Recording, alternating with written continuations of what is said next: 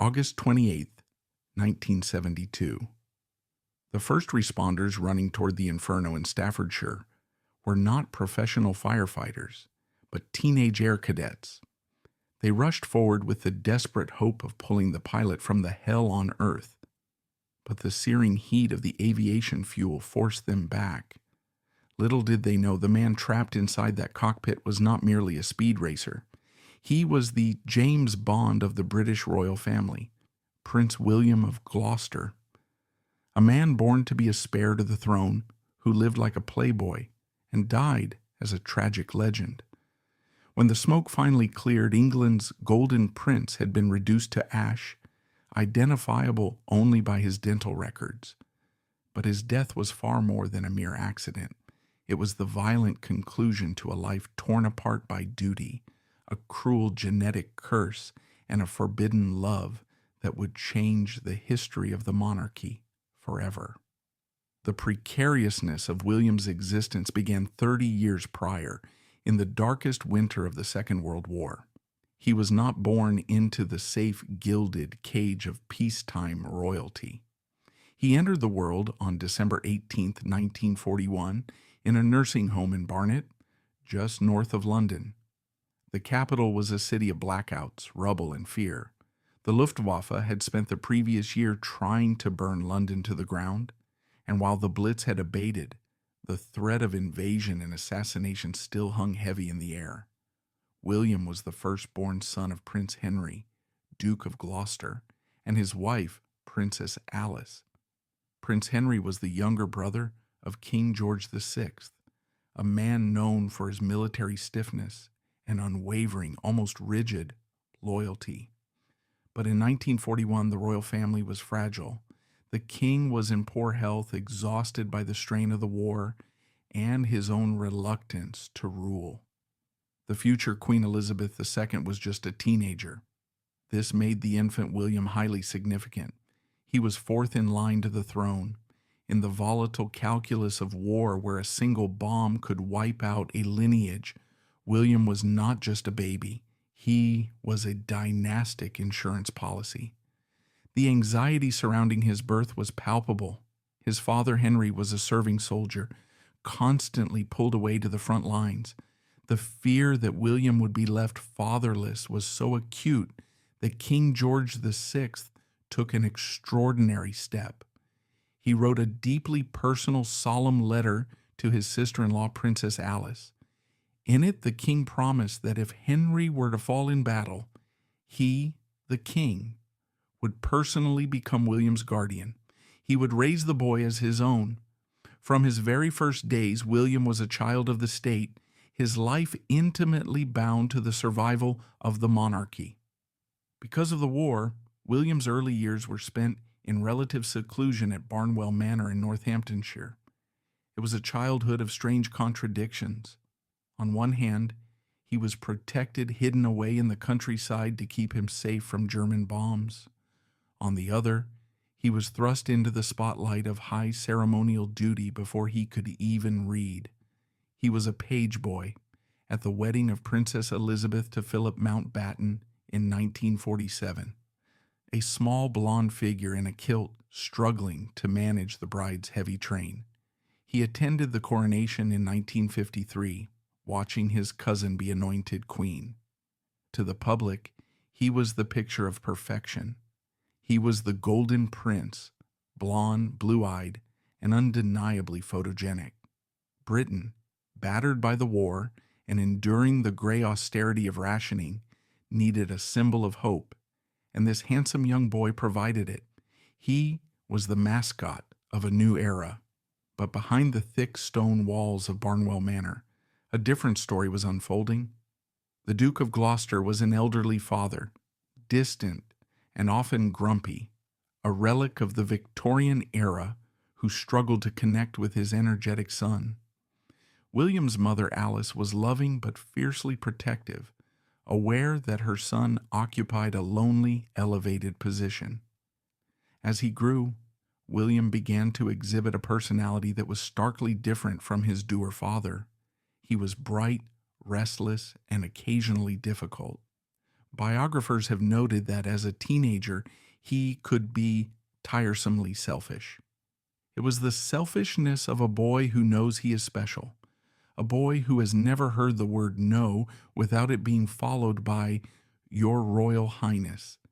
But this arrogance masked a deeper insecurity. William was intelligent enough to realize that his position was essentially decorative. He was a spare to the heir, a man with a title but no clear purpose. He was expected to cut ribbons, shake hands, and eventually die, having done nothing of substance. For a young man with a sharp mind and a thirst for adventure, this prospect was suffocating. He began to rebel, not through scandal, at least not yet, but through a desperate search for agency. He didn't want to be a prince, he wanted to be a man. He threw himself into sports, into hiking, into anything that tested his physical limits. He wanted to feel the edges of his own existence. But just as William was beginning to forge his own identity, a terrifying secret was discovered, one that would fundamentally alter the course of his life and arguably drive him toward his tragic end. It was a secret so dangerous that it was kept under the tightest lock and key by the royal physicians, hidden from the public and even from most of the family. In his early 20s, as he prepared for a life of diplomatic service, William underwent a comprehensive medical evaluation. The doctors found something in his blood. It was a diagnosis that sent a chill through the corridors of the palace: variegate porphyria. To the layperson, the name meant nothing. To the royal family, it was a ghost story come to life. Porphyria was the royal malady, the infamous genetic blood disorder that was believed to have plagued the House of Hanover and most notoriously driven William's ancestor, King George III, into the madness that cost Britain its American colonies. The disease is horrific. It is a metabolic disorder that affects the production of heme, a component of hemoglobin. Its symptoms are a medieval torture list: agonizing abdominal pain, vomiting, muscle weakness, and most visibly, a severe sensitivity to sunlight. Exposure to the sun can cause the skin to blister, scar, and shear off. But the most terrifying aspect of porphyria is its psychiatric effects. During an acute attack, the sufferer can experience hallucinations, paranoia, anxiety, and delirium. For William, the diagnosis was a psychological catastrophe. He was a man who loved the outdoors, who thrived on the freedom of the open sky and the sun. Now he was told that the sun was his enemy. He was told that his body was a ticking time bomb. Every stomach ache, every moment of anxiety, every rash on his hands carried the terrified question, "Is it starting? Am I going mad?" The palace machinery went into overdrive to suppress the diagnosis. The monarchy had only just stabilized under the young Queen Elizabeth II. The last thing the institution needed was a resurgence of rumors about bad blood and hereditary insanity. William was ordered to keep his condition a secret.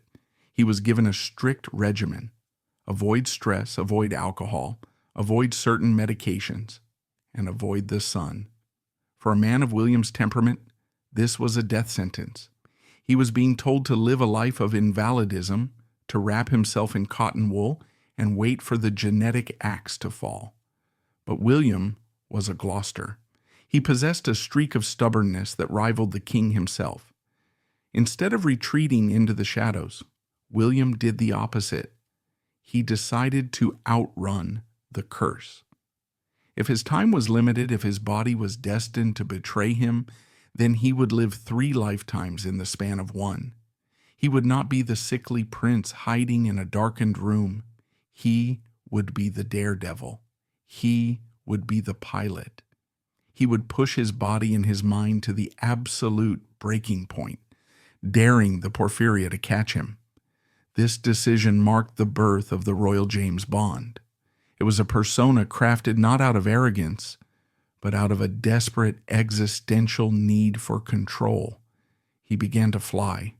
The cockpit became his sanctuary. Up there, alone in the clouds, the complexity of his royal status and the terror of his medical condition vanished. There was only the physics of flight, the roar of the engine, and the horizon. He was good at it, exceptionally good. But as his skills grew, so did his appetite for risk. He wasn't just flying to travel, he was flying to feel alive. By the mid-1960s, William had transformed himself. He was Eton educated and Cambridge polished, but he had rejected the traditional military career expected of a royal duke. He wanted to work. He wanted to get his hands dirty. He joined the Commonwealth Office, determined to succeed on his own merits. He was posted to Lagos, Nigeria, a challenging environment where he worked hard and played harder. But it was his next posting that would change everything. In 1968, he was assigned to the British Embassy in Tokyo, Japan. To get there, he decided to do something unprecedented. He would not take a first-class seat on a BOAC airliner. He would fly himself. He piloted his small Piper twin Comanche halfway across the world, a grueling 16-day odyssey that took him over deserts, oceans, and mountain ranges. When he landed in Tokyo, stepped out of the cockpit, and took off his aviator sunglasses, he was no longer just a prince. He was a man who had conquered the globe. He was 6,000 miles away from the prying eyes of London, away from the doctors who monitored his blood, and away from the family who weighed him down with expectation. In Tokyo, the air was different. It tasted of freedom. And it was there, in the neon glare of the Japanese capital, that the rebel prince would meet the woman who would challenge everything he had been taught about duty. He was ready for adventure. He was ready for danger. But he was completely unprepared for Zhuge Starkloff. Tokyo in 1968 was a city reinventing itself at the speed of light. Having risen from the ashes of the Second World War, it was now a neon-soaked metropolis of the future, a chaotic, vibrating collision of ancient tradition and hyper-modernity. For Prince William of Gloucester, stepping onto the tarmac at Haneda Airport after piloting his own plane halfway across the globe, the air didn't just smell of kerosene and humid city rain. It smelled of oxygen. It smelled of a life unscripted. London was gray, bound by the invisible but ironclad wires of protocol. In London, he was the Queen's cousin, the Duke's son, the spare with the medical condition. In Tokyo, despite his diplomatic title of Second Secretary Commercial, he was simply Bill. He drove a convertible. He wore turtleneck sweaters. He frequented nightclubs in Roppongi, where the music was loud enough to drown out the whispers of the aristocracy. For the first time in his 27 years, the prince was off the leash. William threw himself into his work with a surprising vigor. He wasn't a dilettante playing at being a diplomat. He was genuinely interested in trade relations, in the booming Japanese economy, and in the people. His colleagues were often startled by his lack of pretension. He would sit in yakitori stalls smoking cigarettes and drinking sake, laughing with a boisterousness that would have turned heads in the hushed drawing rooms of Barnwell Manor. But his true mistress remained the sky. He kept his Piper twin Comanche at a nearby airfield and flew whenever he could. The skies over Japan were treacherous, mountainous terrain, unpredictable winds coming off the Pacific, and crowded air corridors. But William navigated them with an arrogant ease. He treated the aircraft not as a machine, but as an extension of his own body. It was in these skies, however, that the first true warning shot was fired, a terrifying dress rehearsal for the tragedy that awaited him. It happened on a routine flight just months after his arrival. William had invited a few friends for a trip, eager to show off his skills and the breathtaking view of Mount Fuji. The mood in the cockpit was light. the conversation buoyed by the thrill of takeoff. William taxied the Piper onto the runway, went through his pre-flight checks with practice speed, and pushed the throttle forward. The plane surged, gathering speed, the wheels leaving the tarmac. They were climbing, the altimeter spinning upward, the city of Tokyo shrinking into a circuit board of lights below them. Then, at 2,000 feet, disaster struck. With a sound like a cannon shot, the passenger door on the starboard side blew open. The violence of the decompression was instant. A hurricane of wind roared into the small cabin, deafening and brutal. Papers, maps, and loose items were sucked out into the void in a chaotic swirl. The temperature plummeted. The aerodynamic integrity of the small plane was compromised instantly. The open door acted like a massive air brake on one side, dragging the aircraft violently to the right, threatening to pull them into a lethal, uncontrollable spin. The passengers screamed. Panic, raw and primal, filled the small metal tube. They were staring out of the gaping hole at the ground, rushing by, certain that this was the end. But in the pilot's seat, Prince William did not scream. He did not freeze. Witnesses would later recall that his reaction was almost inhumanly calm. His pulse likely spiked. His adrenaline surely surged, but his hands remained steady on the yoke. The James Bond persona wasn't just a costume, it was a psychological armor. Fighting the immense drag of the door, William assessed the situation in a split second. He knew he couldn't reach the door to close it. The wind pressure was too immense. He couldn't land immediately without risking a stall in the turn. He had to manipulate the physics of the plane itself. With a look of intense concentration, he shouted over the roar of the wind, instructing his terrified passenger to get ready. Then, William performed a maneuver that few pilots would dare in a crisis. He pulled the nose up and cut the throttle, deliberately inducing a mid-air stall. The plane shuddered, hovering on the edge of falling out of the sky. The airspeed dropped dramatically. For a fleeting second, the roaring pressure of the wind against the door alleviated. "Now!" he shouted. The passenger, galvanized by the prince's command, lunged forward, grabbed the handle, and slammed the door shut against the frame. William immediately gunned the throttle, pushing the nose down to regain airspeed just before the wings lost their lift completely. The engine roared, the plane leveled out, and the cabin fell silent, save for the heavy breathing of the survivors. William landed the plane smoothly minutes later. As they climbed out, his passengers were shaking, their knees weak, their faces pale. William, however, lit a cigarette, his hand steady. He laughed it off, cracking a joke about the breezy conditions. To him it was an adventure, a story for the dinner parties.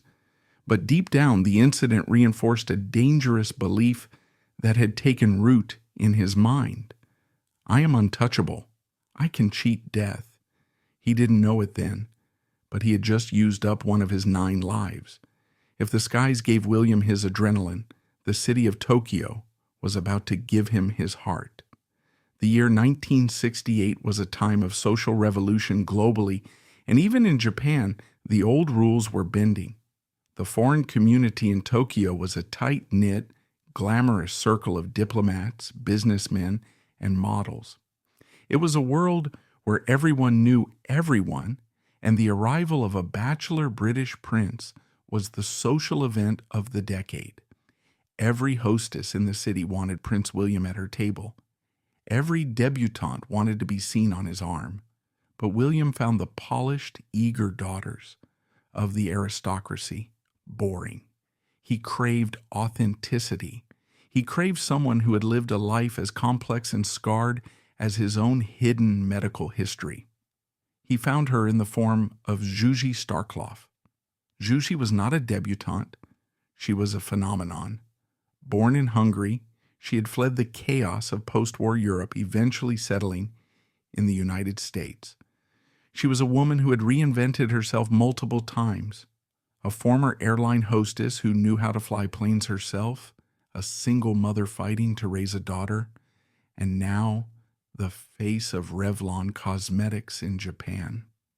She was older than William, a fact that mattered little to him, but would matter a great deal to the royal family. She was Jewish American, and most critically, she was twice divorced.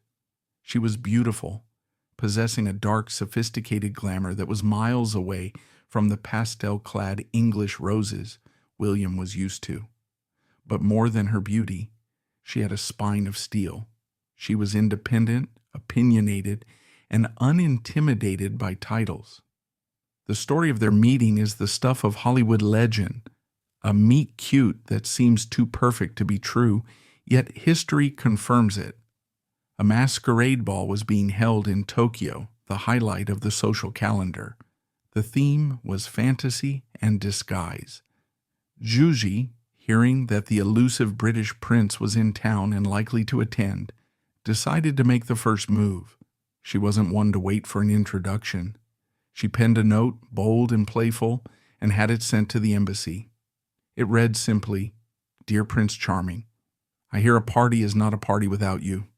Besides, I'm missing a slipper. Signed, Cinderella." William was intrigued.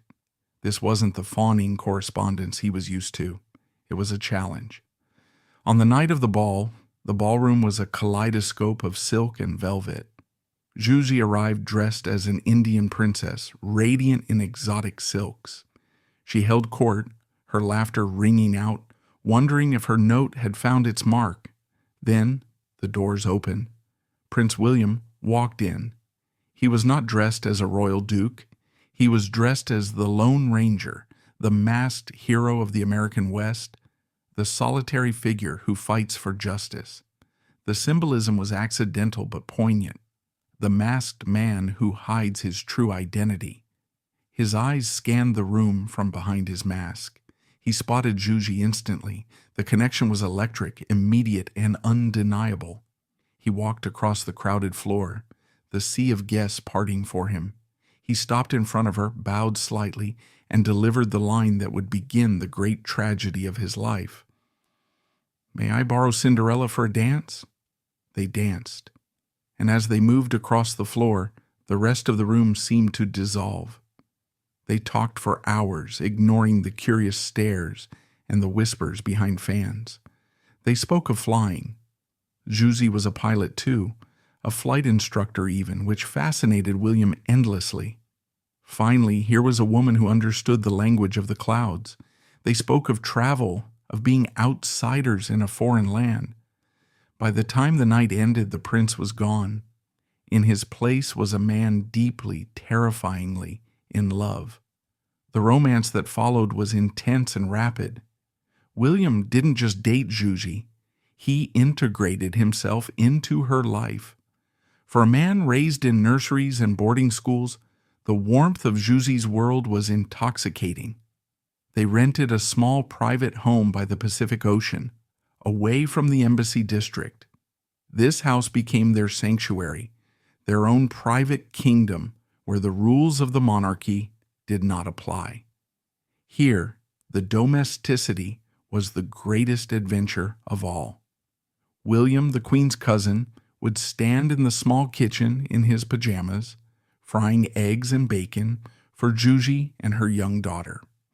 He played the role of father figure with a natural, touching grace. He fixed things around the house. He read bedtime stories. He was, for the first time in his life, just a human being.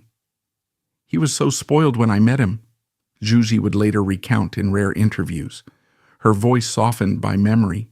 "He had never packed a suitcase in his life. He didn't know how to cook. I taught him how to be a person." And William flourished. His friends noticed a change in him. The arrogance softened. The reckless edge remained, but it was tempered by a new happiness. He stopped looking like a man running away from something and started looking like a man running toward something. He wrote letters to his friends in England, extolling Juji's virtues. "She is beautiful," he wrote, "intelligent, and she makes me laugh." He called her "my girl." But even in the idyll of their seaside hideaway, the shadow of London was lengthening. William, in his naivety, believed that his happiness would be enough to sway his family. He believed that the modernizing winds of the 1960s had blown through the corridors of Buckingham Palace. He thought that if they could just see her, if they could just see how happy she made him, they would understand. He was wrong. He sent a photograph of Julie to his parents, the Duke and Duchess of Gloucester. It was a candid shot showing her beauty and her smile. He waited for a reply, expecting perhaps mild caution, but ultimately support. The response was silence, a cold, heavy silence that traveled 6,000 miles down the diplomatic cables. Then came the whispers. The men in gray suits, the courtiers who run the machinery of the monarchy, began to take notice. A prince of the blood living with an American divorcee? It was unseemly. It was dangerous. It echoed too loudly of Wallis Simpson, the woman for whom King Edward VIII had abdicated the throne just 30 years prior. That wound was still raw in the royal memory. The royal family did not do divorcees. They certainly did not marry them. William began to feel the pressure. Small comments from the ambassador, pointed questions about his arrangements. The fairy tale bubble of Tokyo was beginning to thin. The reality of his station was clawing its way back in. One evening, as they sat on the terrace watching the sun dip below the Pacific horizon, a sun that William could enjoy only carefully, shielded from its blistering rays, he looked at Julie. The Lone Ranger mask was off now. He was just William, a man with a heavy burden. "I don't know if they will ever let us be," he admitted, his voice low. Julie, wise to the ways of the world, took his hand. She knew the fight that was coming better than he did. She knew that in a battle between a woman and a crown, the crown almost always wins. "We have tonight, Bill," she said. "Let's just have tonight." But the night was ending, and the storm was gathering in the west, ready to sweep their fragile happiness into the sea. But even 6,000 miles of distance could not sever the iron tether of the monarchy. While William and Julie built their private sanctuary by the sea, believing their love could withstand the pressure, the machinery of the palace was slowly grinding into motion. The fairy tale they were living was about to collide with the cold, hard history of the House of Windsor, a history that viewed personal happiness not as a right, but as a dangerous indulgence that had nearly destroyed them once before. By 1969, the silence from London had transformed from a passive-aggressive slight into a deafening roar. In the corridors of Buckingham Palace and the drawing rooms of the British aristocracy, the name Julie Starkloff was being whispered with a mixture of titillation and genuine dread. To the modern observer, the objection seems quaint, perhaps even bigoted. But to the House of Windsor in the late 1960s, Julie was not just a woman. She was a historical trauma brought to life. The monarchy was suffering from a form of institutional PTSD. Only 30 years prior, King Edward VIII had nearly destroyed the throne for the love of Wallis Simpson. Like Julie, Wallis was American. Like Julie, she was divorced. That crisis had forced an abdication, thrust William's shy Uncle George onto the throne, and arguably shortened his life through stress. The family motto, unspoken but etched into their psyche, was "never again." They viewed a divorced American woman not as a romantic partner, but as an existential threat to the stability of the crown. William, in his Tokyo bubble, had underestimated the depth of this scar tissue.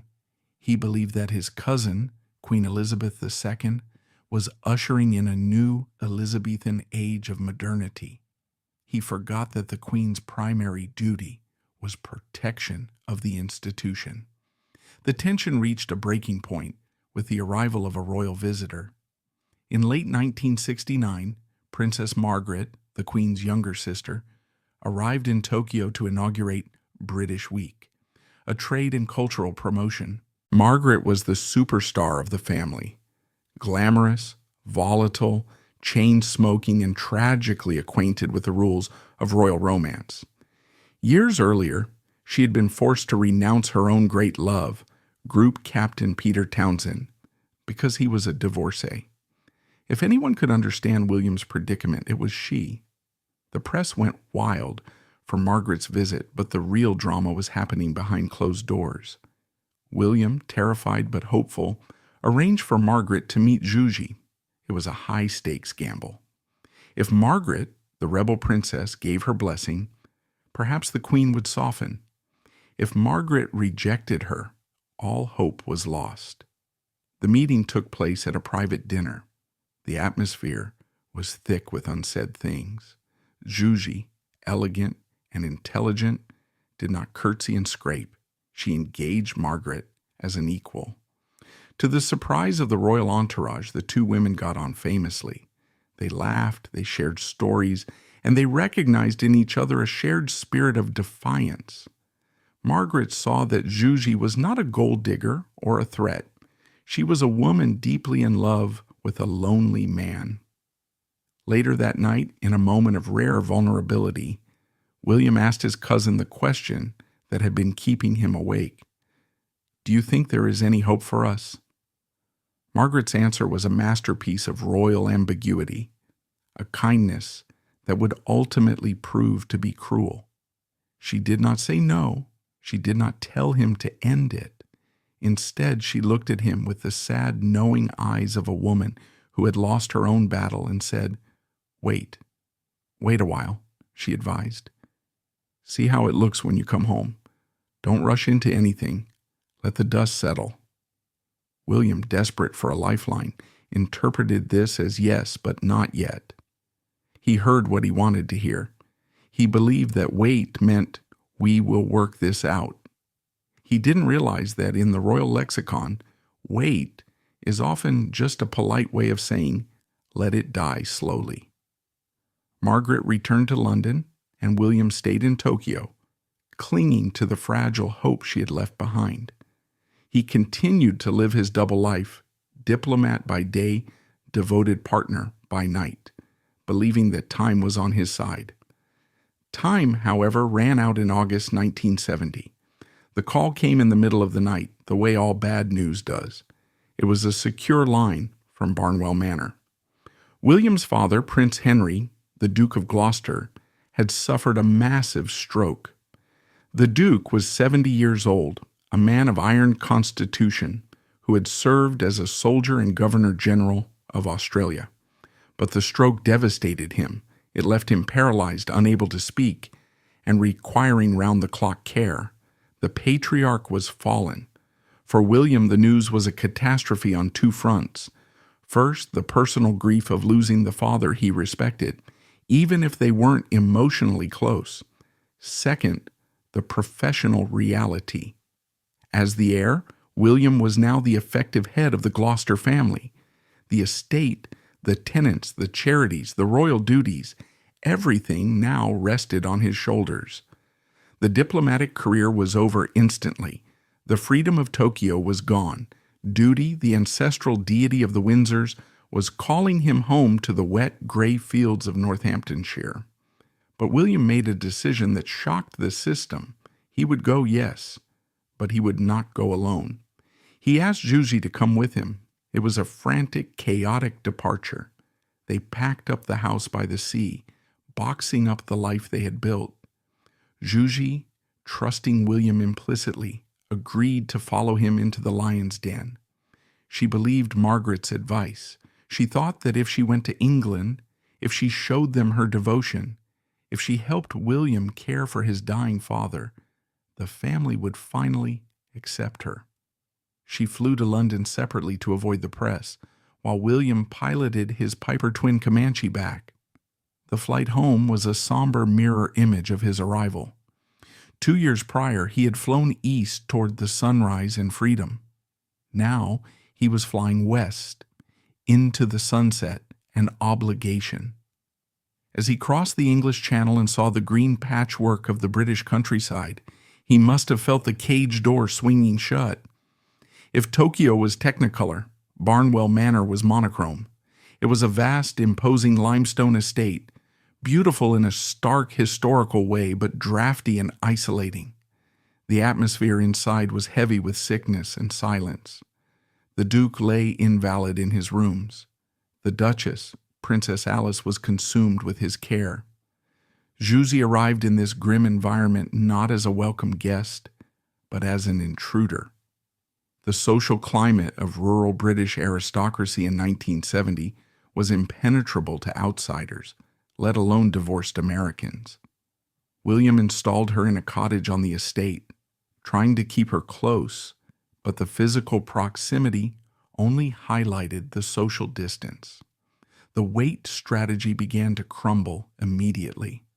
In Tokyo, they were Bill and Juzy. In Northamptonshire, he was His Royal Highness, and she was that woman. They tried to maintain a facade of normalcy. They went to dinner parties, attended hunt balls, and visited friends. But the reaction was frosty. The wives of the local gentry looked down their noses at the former model. The men were polite, but distant. Juzy later recalled the sensation of being invisible. People would talk over her or speak to William as if she weren't standing right there. The pressure on William was excruciating.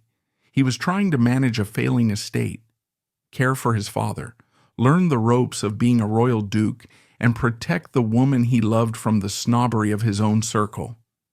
The stress began to take a physical toll.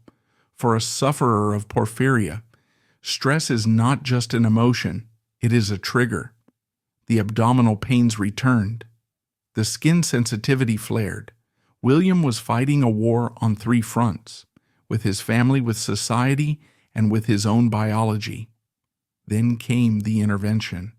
It is widely rumored, though never officially confirmed, that Prince Philip, the Duke of Edinburgh, took William aside. Philip, the patriarch of the wider family, was a pragmatist.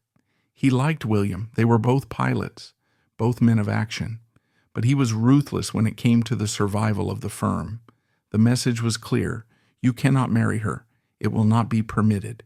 You are destabilizing the family at a time when we need stability.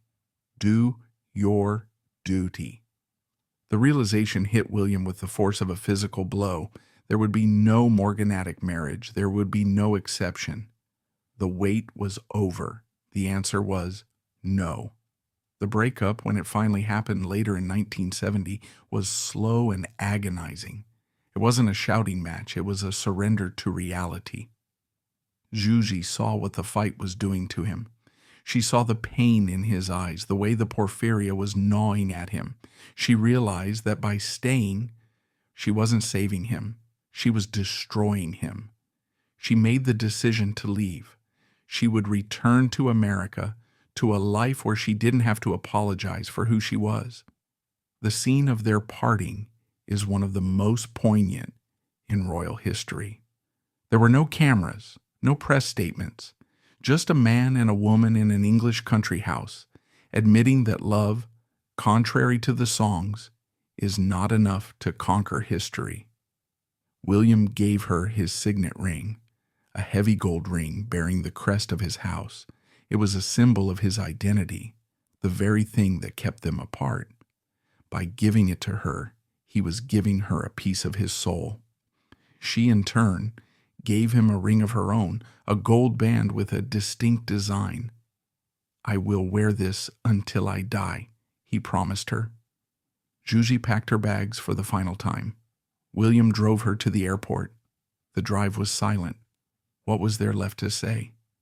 They had flown across the world to be together, defied conventions, and hoped against hope, only to be beaten by the rigid, unyielding architecture of the British class system. As she walked through the departure gate, William stood watching her go. He didn't cry. Princes don't cry in public. But something inside him, the light that had turned on in Tokyo, flickered and went out. He returned to Barnwell Manor alone. He threw himself into his duties with a manic, terrifying energy. He took over the estate management. He became the dutiful son. He gave interviews to the press, saying the right things. When asked about marriage, he told a reporter, "I think I shall marry a nice English girl, someone appropriate." The words tasted like ash in his mouth. He had done what was asked of him. He had sacrificed his happiness for the crown. He was now the perfect prince. But those who knew him best noticed a change. The daredevil streak, always present, began to curdle into something darker. His flying became more aggressive. The calculated risks he used to take became less calculated. He was a man who had lost his anchor. And unmoored, he began to drift toward the storm.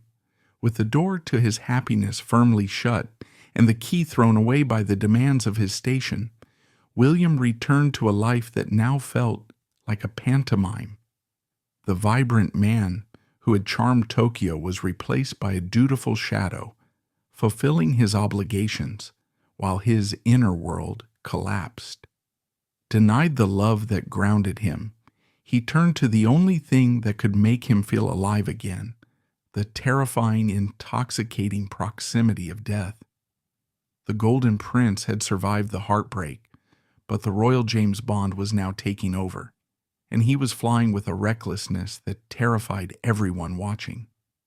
The silence that descended upon Barnwell Manor after Juji Starkloff's departure was not merely the absence of noise, it was the absence of life.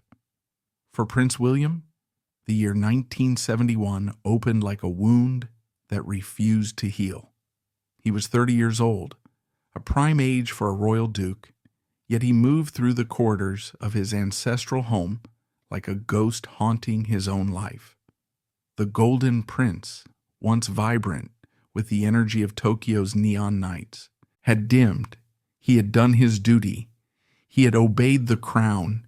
He had severed the limb to save the body. But the surgery had left him phantom-pained and spiritually crippled. To the outside world, however, the show went on. The monarchy is, above all, a theater of appearances, and William was a disciplined actor.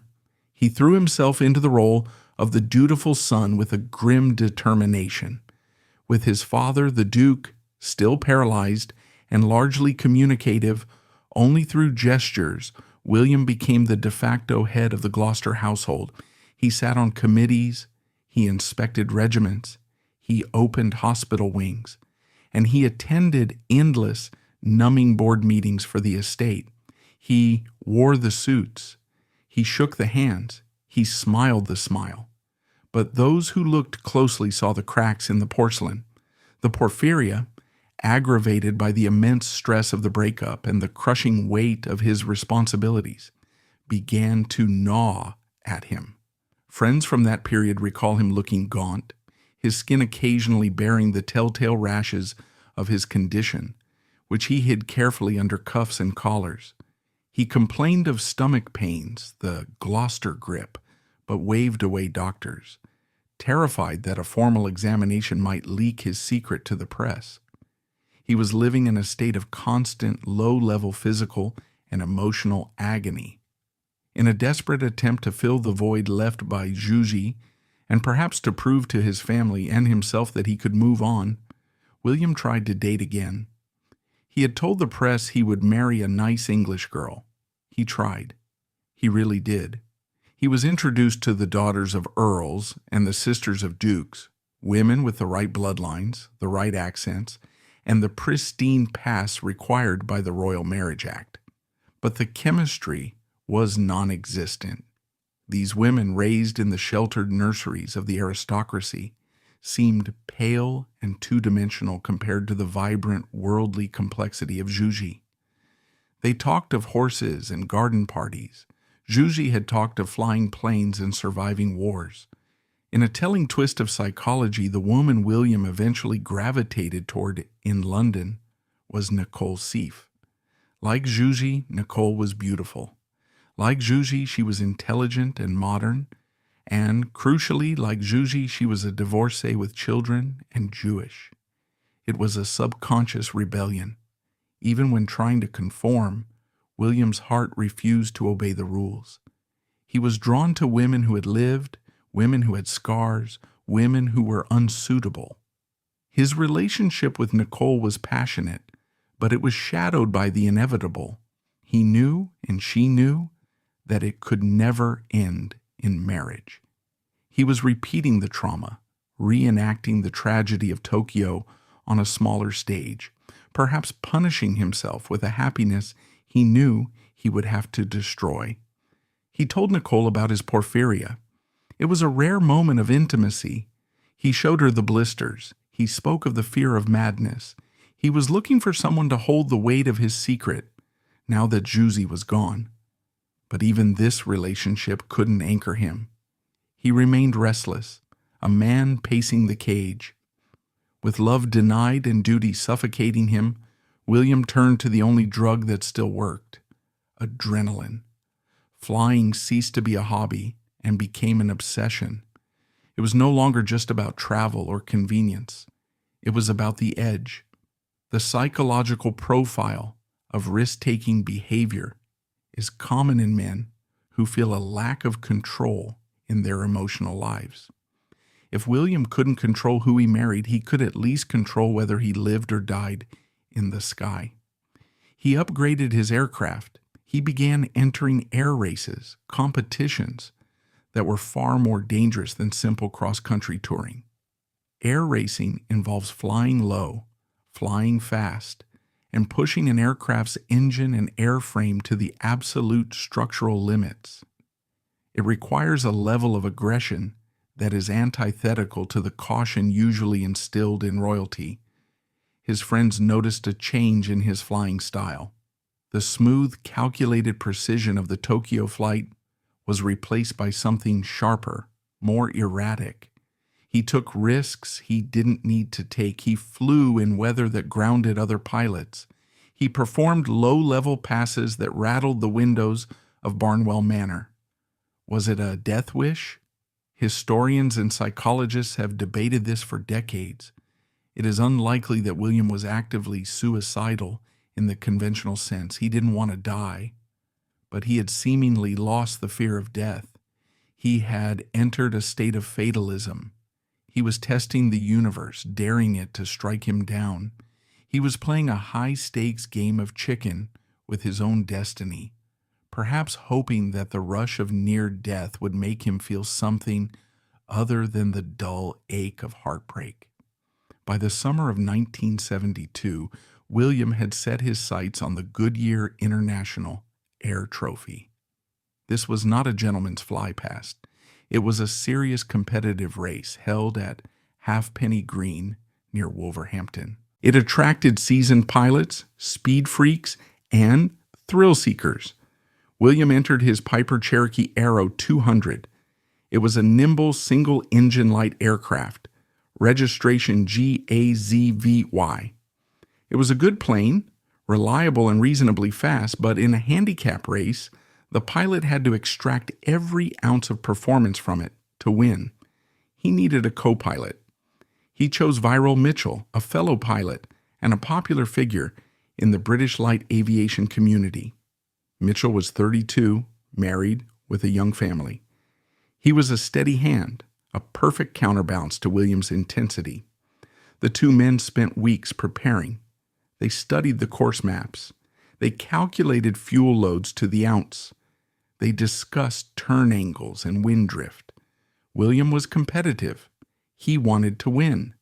But there was a frenetic energy to his preparation. He was pushing the plane, pushing himself, pushing away the thoughts of Juicy, who was now thousands of miles away in Colorado, trying to build a life without him. The week leading up to the race was thick with an eerie sense of foreboding, the kind that is only recognized in hindsight. William's mother, Princess Alice, later admitted to a deep, gnawing anxiety during that summer. She hated his racing. She had lived through 2 world wars, seen her husband paralyzed, and now watched her son court death in a flimsy metal box. She begged him to be careful. He would smile that dazzling smile, kiss her on the cheek, and tell her not to worry. "It's safer than driving on the M1, Mama," he would say. a standard pilot's lie. On the Friday before the race, William visited a friend. They talked about the future. William spoke vaguely, without concrete plans. He seemed like a man waiting for a train, unsure of the destination. He mentioned the porphyria again, a rare slip. He said he felt time was short. It was a throwaway comment, perhaps referring to his busy schedule, or perhaps referring to something deeper, an intuitive knowledge that the genetic clock was ticking. Then there was the ring. He was still wearing it. The ring Juicy had given him. He twisted it constantly, a nervous tic that had developed since her departure. It was his talisman. As long as he wore it, he wasn't entirely alone. He wasn't entirely the Prince of Gloucester. He was still the man on the beach in Japan.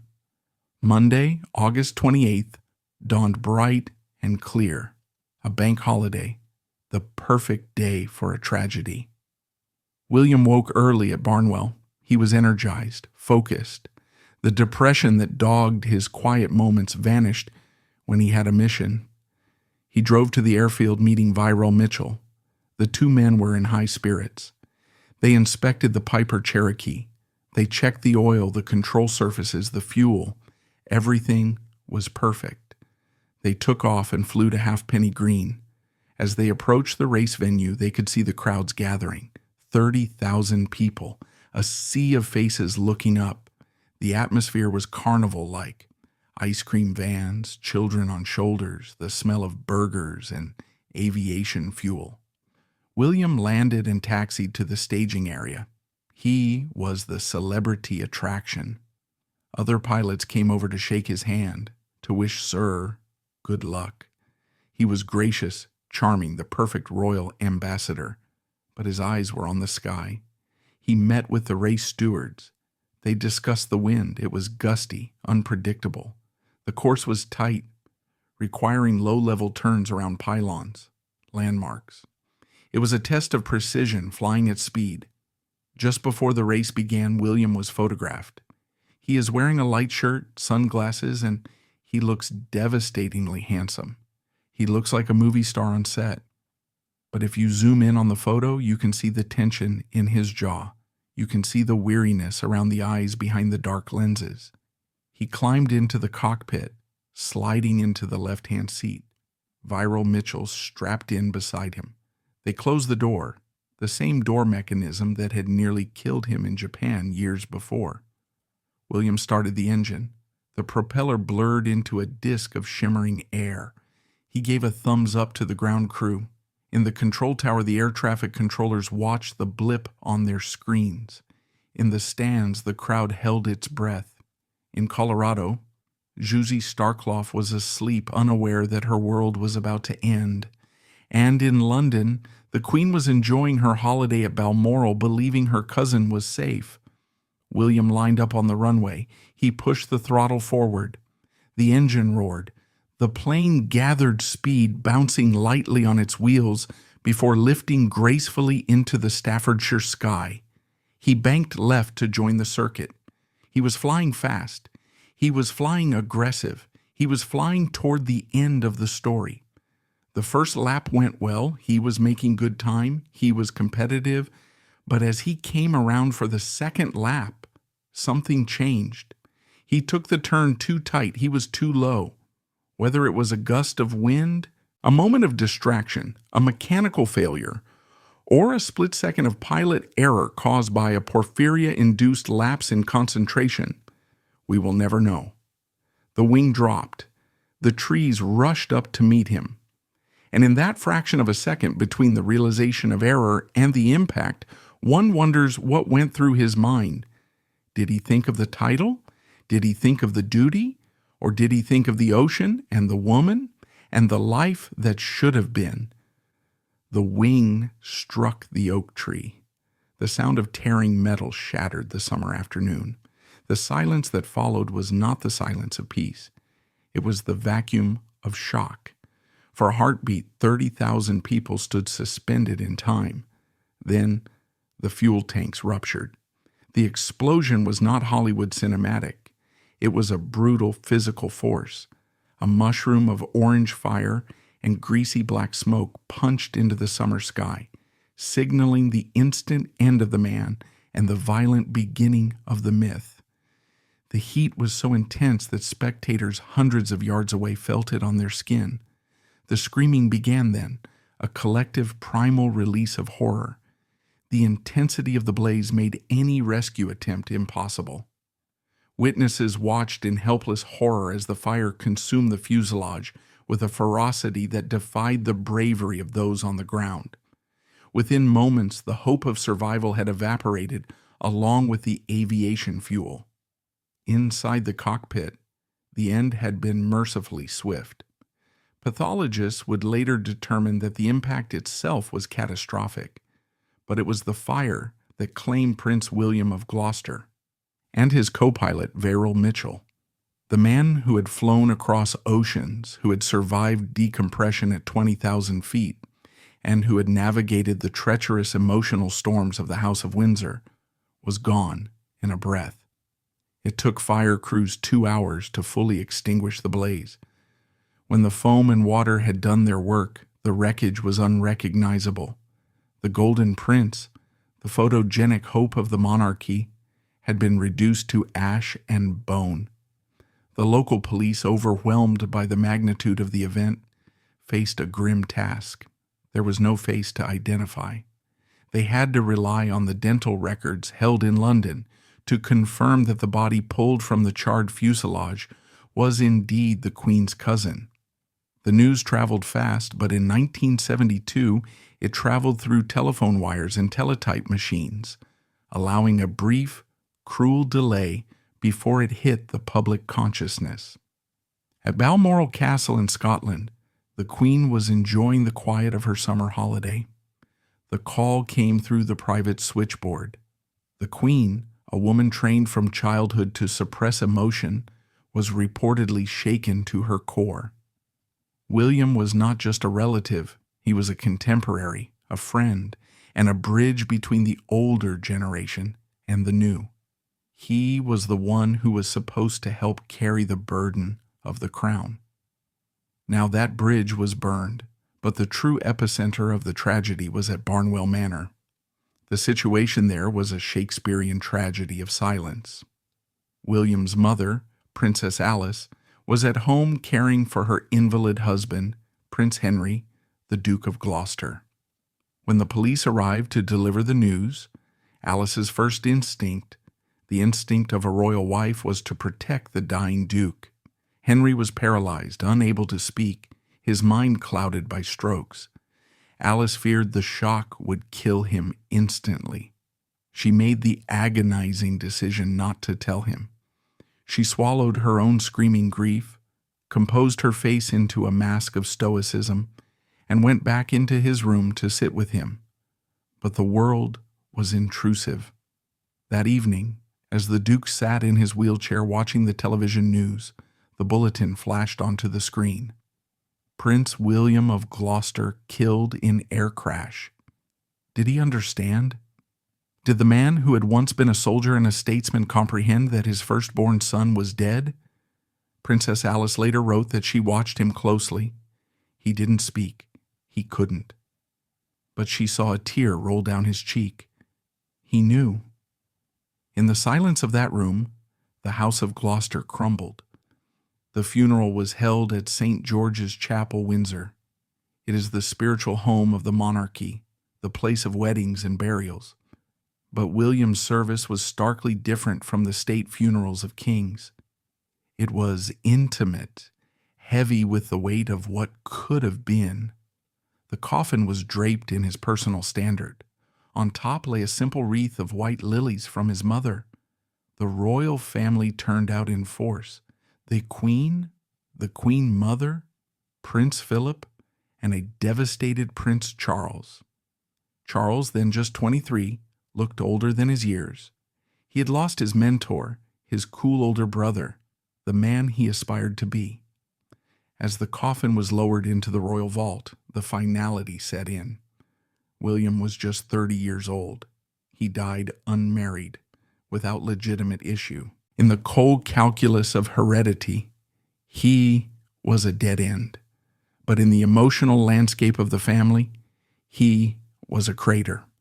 Thousands of miles away in the thin air of Colorado, Juji Starkloff was living a life that felt like a pale imitation of the one she had lost. She was working, raising her daughter, trying to move forward. She did not hear the news from a royal courtier. No one from the palace called to offer condolences.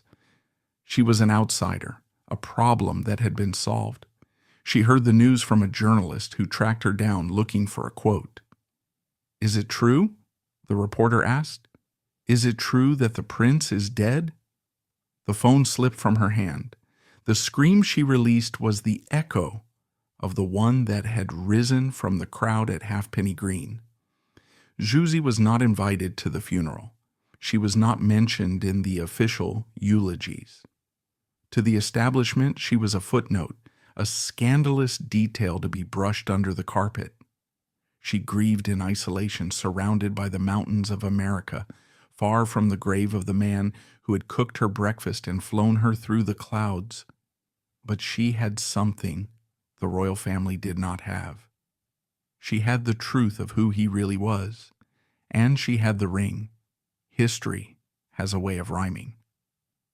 10 years after William's death in 1982, Prince Charles and Princess Diana welcomed their firstborn son. The pressure on Charles to choose a traditional name, George Edward Henry, was immense. But Charles, as still mourning the hero of his youth, made a choice that was both personal and defiant. He named the future king William. Today, Prince William, the Prince of Wales, carries the name of the daredevil cousin who died too young. Every time the world says his name, they are unknowingly invoking the memory of the Gloucester prince. It is a silent tribute, a way of keeping the ghost alive in the very heart of the institution that crushed him. Furthermore, the tragedy of William and Juji served as a grim warning that Charles failed to heed, but history eventually corrected. William was forbidden from marrying a divorcee, and he died brokenhearted. 30 years later, the rules finally bent. Charles was allowed to marry Camilla. Prince Harry was allowed to marry Meghan. William of Gloucester was the sacrificial lamb of royal modernization. He lived exactly one generation too early. His misery paved the way for the happiness of those who came after him. He battered himself against the locked door so that, decades later, others could walk through it. The official accident investigation into the crash was clinical. It cited pilot error. It noted the low turn, the banking angle, the wing hitting the tree. It did not mention a broken heart. It did not mention porphyria. But modern historians and medical experts look at the crash differently now. They point to the erratic behavior in his final months. They point to the physical toll of his untreated condition. Was it a suicide by pilot error? Unlikely. William loved life too much in his core. But was it the act of a man who was distracted, in pain, and perhaps subconsciously careless with a life that had lost its flavor? Almost certainly. He didn't want to die, but he had run out of reasons to be careful. Yet, amidst the wreckage and the official reports that sterilized the tragedy into technical data, a human truth survived. It was a truth too intimate for the history books, hidden away in a jewelry box in Colorado and buried deep within the royal crypt. It was the final silent testament to a love that the crown could punish but never truly erase. In 2020, Juji Starkloff passed away in Colorado at the age of 83. She had lived a full life. She had been a pilot, a model, a mother, and a grandmother. She had married again. She had laughed again. But those who cleared out her personal effects found a small, cherished box. Inside were the letters William had written her from Tokyo and London. Letters filled with a yearning that paper could barely contain. And around her neck, on a chain she wore every day, was the heavy gold signet ring William had given her at the airport in 1970. She had kept her promise. She had worn it until she died. But the most haunting detail of this story lies in the dark earth of the royal burial ground at Frogmore, where William was eventually moved.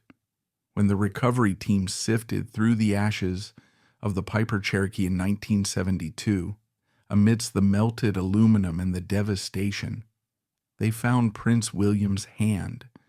On one of his fingers, untouched by the flames that had consumed everything else, was a ring. It was not a royal signet ring. It was not a piece of crown jewelry. It was the ring Zsuzsi Starkloff had given him. He had told the press he would find a suitable wife. He had told his family he would do his duty. He had played the part of the prince to perfection.